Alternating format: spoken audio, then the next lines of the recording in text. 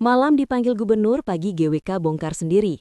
Langkah cepat diambil oleh Gubernur Bali, Wayan Koster, bersama Bupati Badung, Wayan Adi Arnawa, dengan memanggil manajemen Garuda Wisnu Kencana atau GWK ke Jaya Sabha pada Selasa, 30 September pukul 10 malam lebih 30 menit.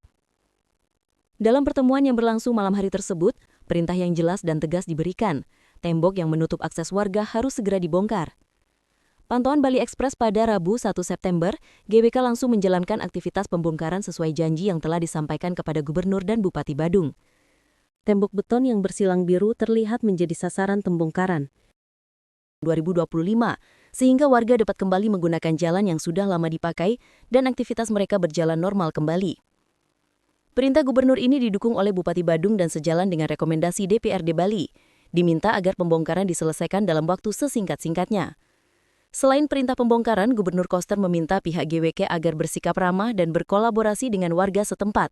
Ditekankan bahwa GWK tidak boleh bersikap eksklusif atau memusuhi warga, melainkan menjadikan warga sebagai ekosistem yang mendukung keberadaan GWK.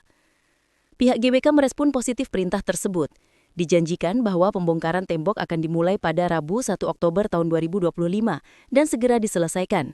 Pihak GWK juga berjanji akan berkolaborasi dengan warga Desa Ungasan untuk kepentingan bersama ke depan dan tidak akan mengulangi kejadian serupa di masa yang akan datang.